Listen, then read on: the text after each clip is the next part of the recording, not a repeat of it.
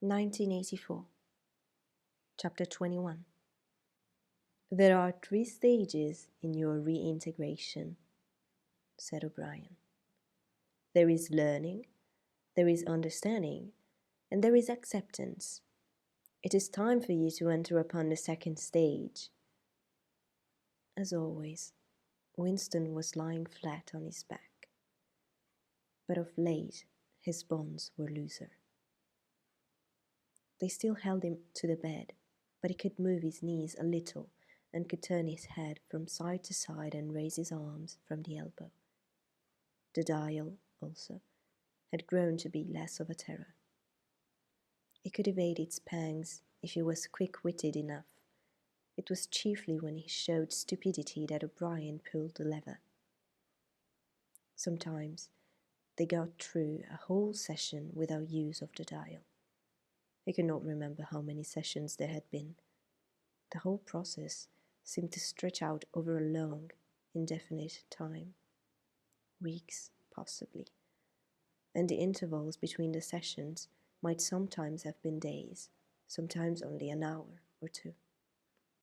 As you lie there, said O'Brien, you have often wondered, you have even asked me, why the ministry of love should expend so much time and trouble on you.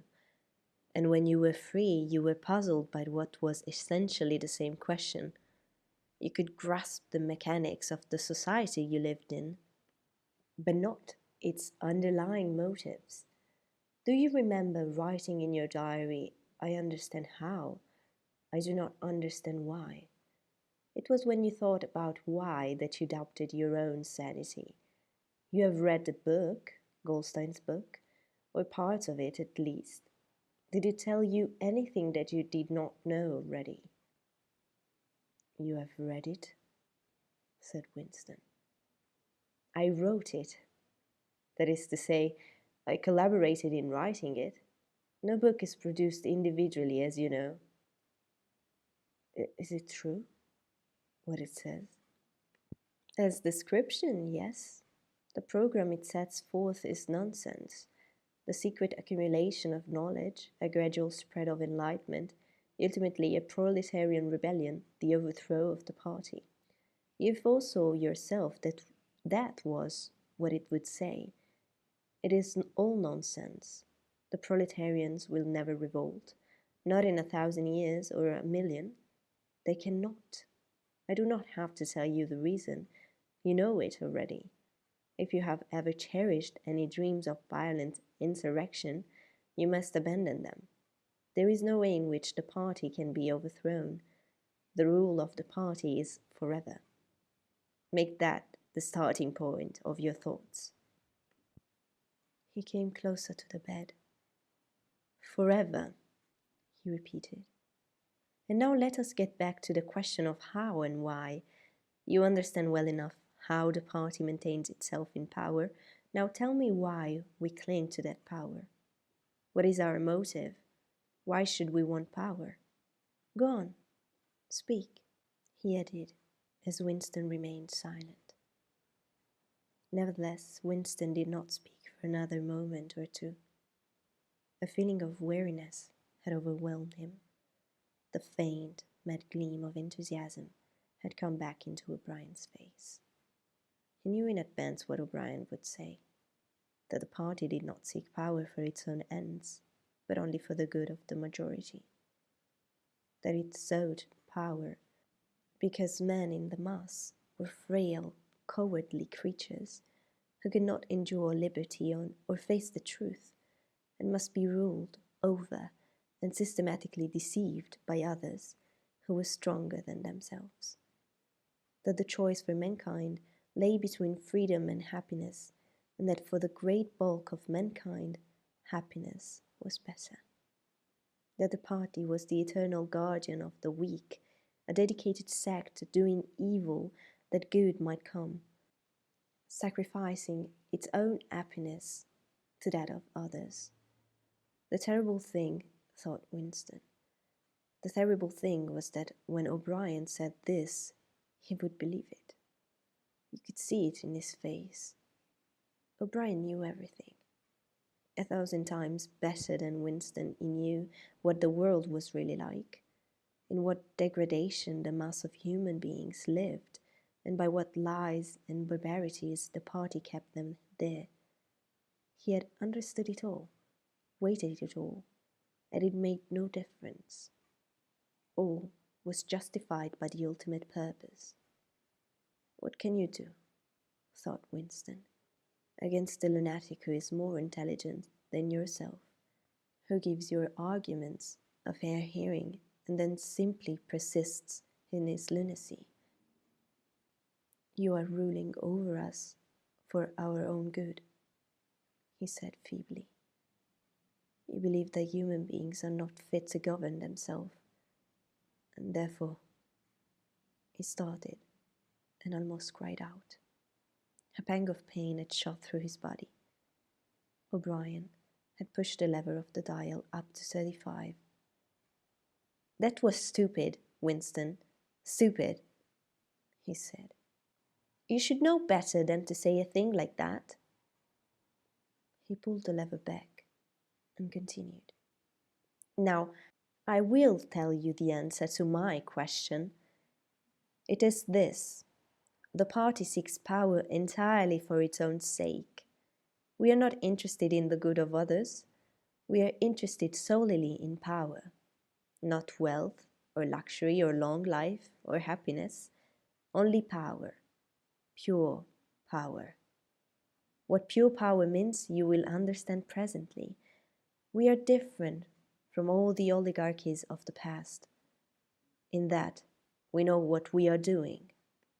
All the others, even those who resembled ourselves, were cowards and hypocrites. The German Nazis and the Russian communists came very close to us in their methods, but they never had the courage to recognize their own motives.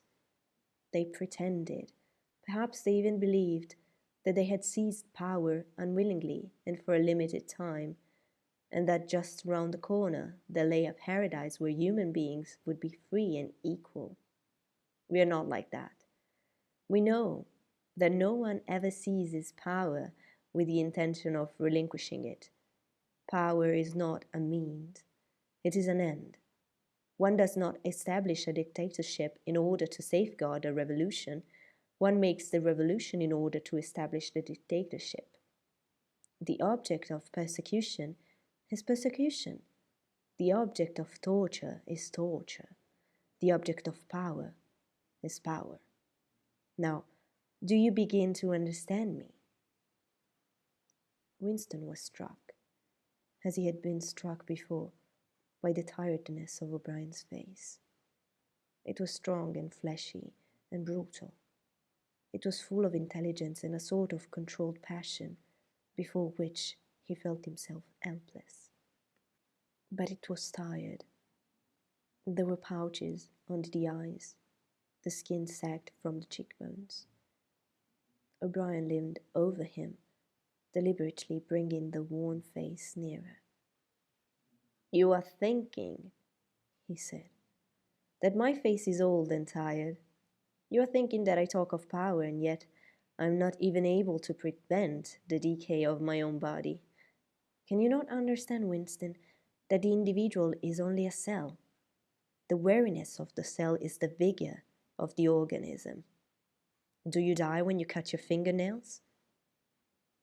He turned away from the bed and began strolling up and down again, one hand in his pocket. We are the priests of power, he said. God is power. But at present, power is only a word so far as you are concerned. It is time for you to gather some idea of what power means. The first thing you must realize is that power is collective. The individual only has power in so far as he ceases to be an individual.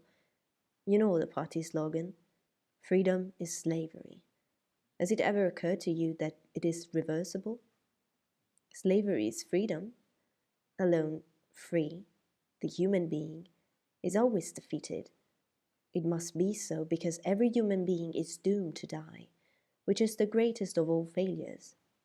But if he can make complete, utter submission, if he can escape from his identity, if he can merge himself in the party so that he is the party, then he's all-powerful and immortal. The second thing for you to realize is that power is power over human beings, over the body, but above all, over the mind. Power over matter, external reality as you would call it, is not important. Already our control over matter is absolute. For a moment, Winston ignored the dial. He made a violent effort to raise himself into a sitting position, and merely succeeded in wrenching his body painfully. How can you control matter? He burst out. You don't even control the climate or the law of gravity. And there are disease, pain, death. O'Brien silenced him by a movement of the hand. We control matter because we control the mind. Reality is inside the skull. You will learn by degrees, Winston. There is nothing that we could not do. Invisibility, levitation, anything. I could float off this floor like a soap bubble if I wished to. I do not wish to because the party does not wish it. You must get rid of those 19th century ideas about the laws of nature. We make the laws of nature. But you do not. You're not even masters of this planet. What about Eurasia and Eastasia? You have not conquered them yet. Unimportant. We shall conquer them when it suits us. And if we did not, what difference would it make? We can shut them out of existence. Oceania is the world. But the world itself is only a speck of dust. And man is tiny, helpless. How long has he been in existence? For millions of years the earth was uninhabited. Nonsense. The earth is old as we are, no older. How could it be older? Nothing exists except through human consciousness. But the rocks are full of the bones of extinct animals, mammoths and mastodons, and enormous reptiles which lived here long before man was ever heard of. Have you ever seen those bones, Winston? Of course not. 19th century biologists invented them. Before man there was nothing. After man, if he could come to an end, there would be nothing. Outside man, there is nothing. But the old universe is outside us. Look at the stars. Some of them are a million light years away.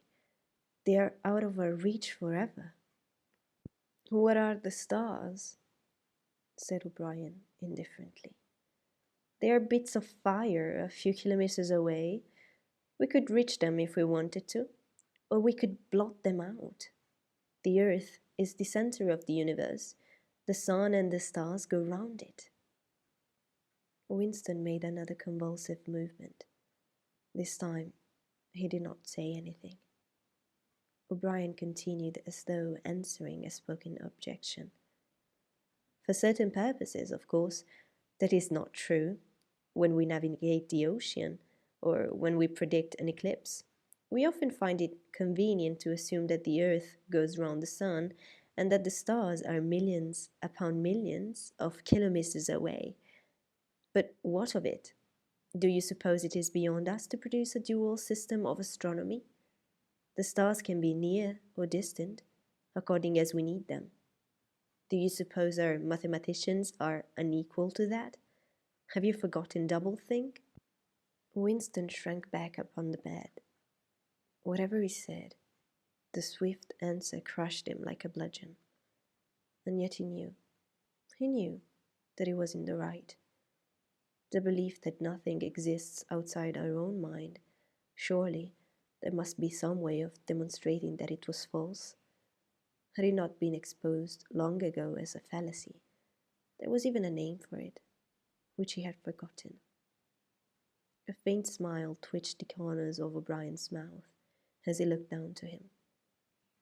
I told you, Winston, he said, that metaphysics is not your strong point. The word you are trying to think of is solipsism. But you are mistaken. This is not solipsism. Collective solipsism, if you like. But that is a different thing. In fact, the opposite thing. All this is a digression, he added in a different tone. The real power, the power we have to fight for night and day, is not power over things, but over men. He paused, and for a moment assumed again his air of a schoolmaster questioning a promising pupil. How does one man assert his power over another, Winston? Winston thought. By making him suffer, he said. Exactly. By making him suffer. Obedience is not enough. Unless he is suffering, how can you be sure that he is obeying your will and not his own? Power is in inflicting pain and humiliation. Power is in tearing human minds to pieces and putting them together again in new shapes of your own choosing. Do you begin to see, then, what kind of world we are creating? It is the exact opposite of these stupid hedonistic utopias that the old reformers imagined. A world of fear and treachery and torment, a world of trampling and being trampled upon, a world which will grow not less but more merciless as it refines itself. Progress in our world will be progress towards more pain. The old civilization claimed that they were founded on love or justice. Ours is founded upon hatred. In our world, there will be no emotions except fear, rage, triumph, and self-abasement. Everything else we shall destroy. Everything. Already we are breaking down the habits of thought which have survived from before the revolution. We have cut the links between child and parent, and between man, and between man and woman. No one dares trust a wife or a child or a friend any longer. But in the future, there will be no wives and no friends. Children will be taken from their mothers at birth, as one takes eggs from a hen. The sex instinct will be eradicated. Procreation will be an annual formality, like the renewal of a ration card. We shall abolish the orgasm. Our neurologists are at work upon it now. There will be no loyalty except loyalty towards the party. There will be no love except the love of Big Brother. There will be no laughter except the laugh of triumph over a defeated enemy. There will be no art, no literature, no science. When we are omnipotent, we shall have no more need of science. There will be no distinction between beauty and ugliness.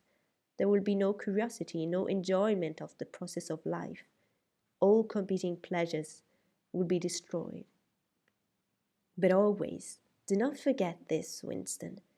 Always, there will be the intoxication of power, constantly increasing and constantly growing subtler. Always, at every moment, there will be the thrill of victory, the sensation of trampling on an enemy who is helpless. If you want a picture of the future, imagine a boot stamping on a human face. Forever. He paused, as though he expected Winston to speak. Winston had tried to shrink back into the surface of the bed again. He could not say anything. His heart seemed to be frozen. O'Brien went on. And remember that it is forever. The face will always be there to be stamped upon. The heretic, the enemy of society, will always be there, so that it can be defeated and humiliated over again. Everything that you have undergone since you have been in our hands, all that will continue.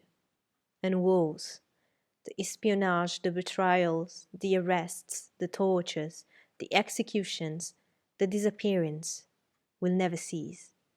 It will be a world of terror as much as a world of triumph. The more the party is powerful, the less it will be tolerant. The weaker the opposition, the tighter the despotism. Goldstein and his heresies will live forever, every day, at every moment.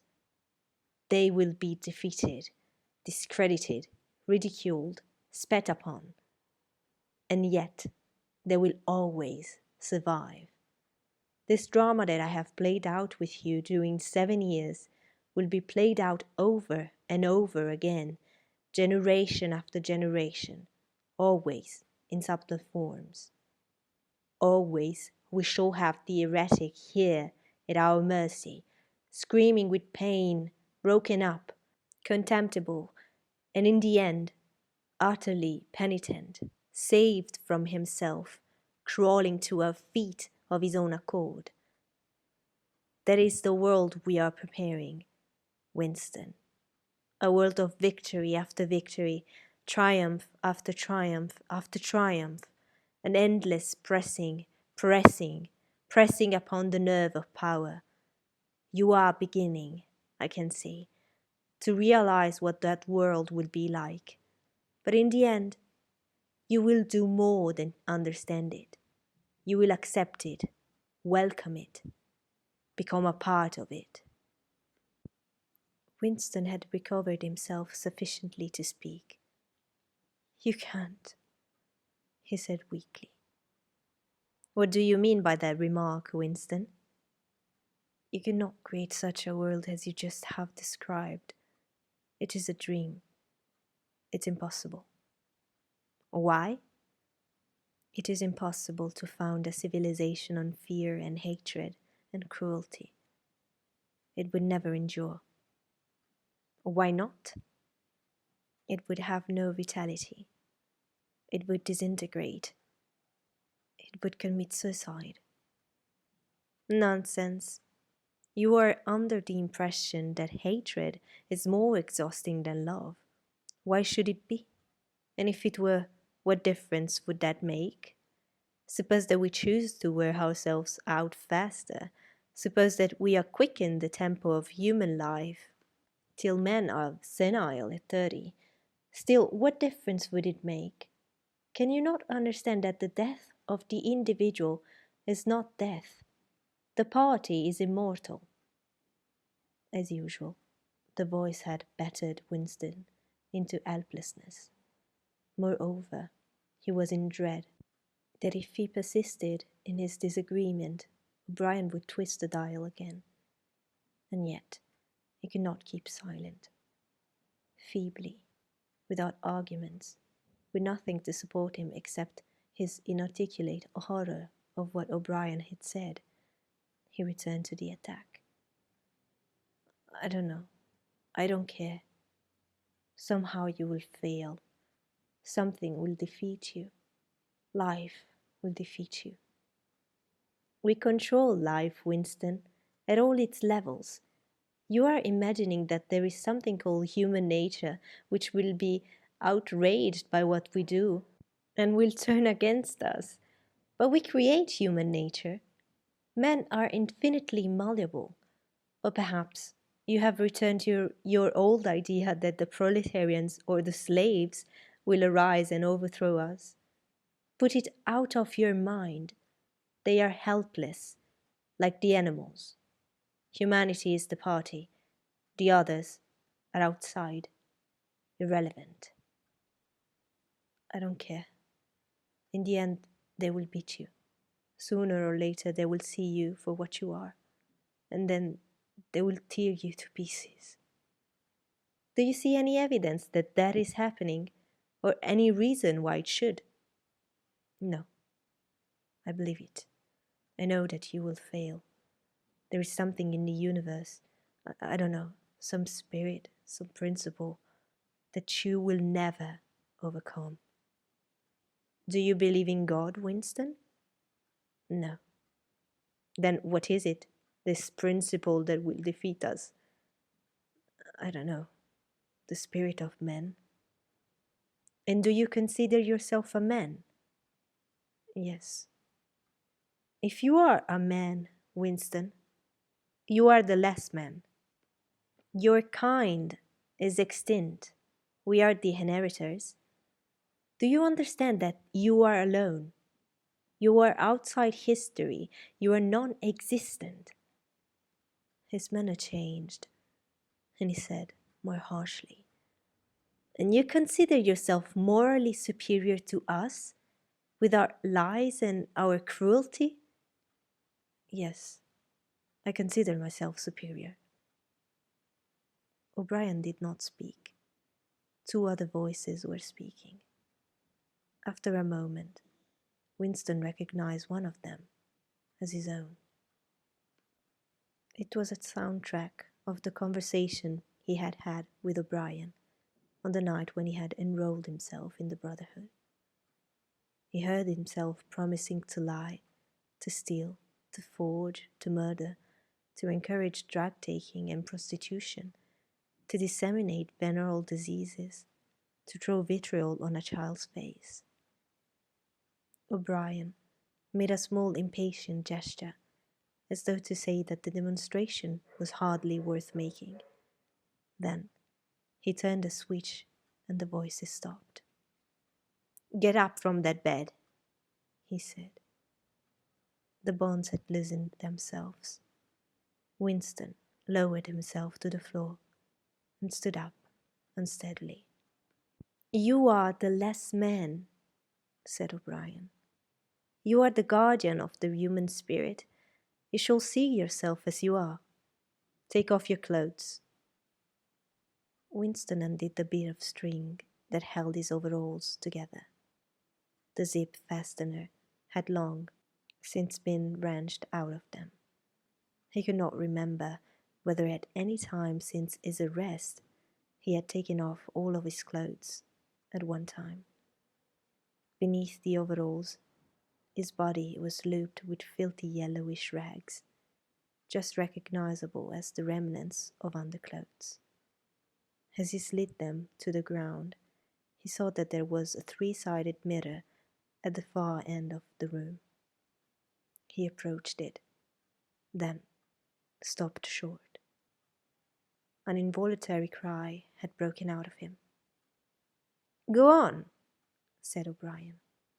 "Stand between the wings of the mirror. You shall see the side view as well." He had stopped because he was frightened. A bowed, grey-coloured, skeleton-like thing was coming towards him. Its actual appearance was frightening, and not merely the fact that he knew it to be himself. He moved closer to the glass. The creature's face seemed to be protruded because of its bent carriage. A forlorn, jailbird's face with a knobby forehead running back into a bald scalp, a crooked nose, and battered-looking cheekbones above which the eyes were fierce and watchful. The cheeks were seamed, the mouth had a drawing look. Certainly, it was his own face, but it seemed to him that it had changed more than he had changed inside. The emotions it registered would be different from the ones he felt. He had gone partially bald. For the first moment, he had thought that he had gone grey as well, but it was only the scalp that was grey. Except for his hands and a circle of his face, his body was grey all over with ancient, ingrained dirt. Here and there, under the dirt, there were the red scars of wounds, and near the ankle, the varicose ulcer was an inflamed mass with flakes of skin peeling off it. But the truly frightening thing was the emaciation of his body. The bevel of the ribs was as narrow as that of a skeleton. The legs had shrunk so that the knees were thicker than the thighs. He saw now what O'Brien had meant about seeing the side view. The curvature of the spine was astonishing. The thin shoulders were hunched forward so as to make a cavity of the chest. The scraggy neck seemed to be bending double under the weight of the skull. At a guess, he would have said that it was the body of a man of 60, suffering from some malignant disease. You have thought sometimes, said O'Brien, that my face, the face of a member of the inner party, looks old and worn. What do you think of your own face? He seized Winston's shoulders and spun him round so that he was facing him. Look at the condition you are in, he said. Look at this filthy grime all over your body. Look at the dirt between your toes. Look at that disgusting running sore on your leg. Do you know that you stink like a goat? Probably you have ceased to notice it. Look at your emaciation. Do you see? I can make my thumb and forefinger meet around your bicep. I could snap your neck like a carrot. Do you know that you have lost 25 kilograms since you have been in our hands?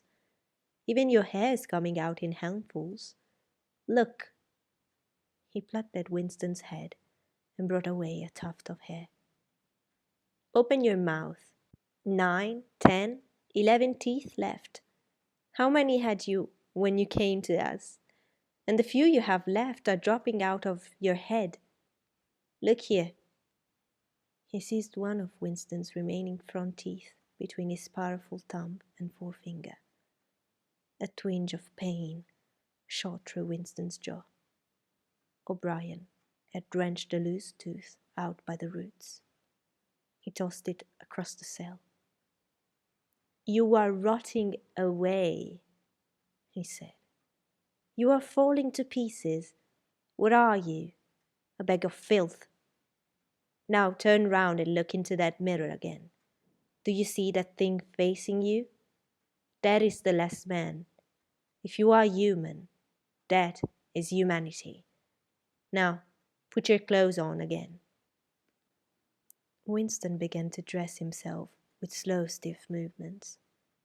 Until now, he had not seemed to notice how thin and weak he was. Only one thought stirred in his mind, that he must have been in this place longer than he had imagined. Then, suddenly, as he fixed the miserable rags round himself, a feeling of pity for his ruined body overcame him. Before he knew what he was doing, he had collapsed onto a small stool that stood beside the bed and burst into tears. He was aware of his ugliness, his gracefulness, a bundle of bones and filthy underclothes sitting weeping in the harsh white light, but he could not stop himself. O'Brien laid a hand on his shoulder, almost kindly. It will not last forever, he said. You can escape from it whenever you choose. Everything depends on yourself. You did it, sobbed Winston. You reduced me to this state. No, Winston, you reduced yourself to it. This is what you accepted when you set yourself up against the party. It was all contained in that first act. Nothing had happened that you did not foresee. He paused, and then went on.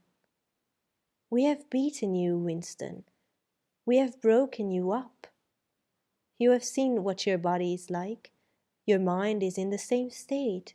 I do not think there can be much pride left in you. You have been kicked and flogged and insulted. You have screamed in pain. You have rolled onto the floor in your own blood and vomit. You have whimpered for mercy. You have betrayed everybody and everything. Can you think of a single degradation that has not happened to you? Winston had stopped weeping, though the tears were still oozing out of his eyes. He looked up at O'Brien. I have not betrayed Julia, he said. O'Brien looked down at him thoughtfully. No, he said. No, that is perfectly true. You have not betrayed Julia. The peculiar reverence for O'Brien, which nothing seemed able to destroy, flooded Winston's heart again. How intelligent, he thought. How intelligent. Never did O'Brien fail to understand what was said to him. Anyone else on earth would have answered promptly that he had betrayed Julia. For what was there that they had not screwed out of him under the torture. He had told them everything he knew about her, her habits, her character, her past life. He had confessed in the most trivial detail everything that had happened at their meetings, all that he had said to her and she to him, their black market meals, their adulteries, their vague plotting against the party, everything.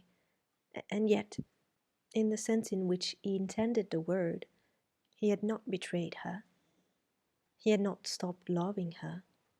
His feeling toward her had remained the same. O'Brien, I'd seen what he meant without the need for explanation. Tell me, he said, how soon will they shoot me? It might be a long time, said O'Brien. You are a difficult case. But don't give up hope.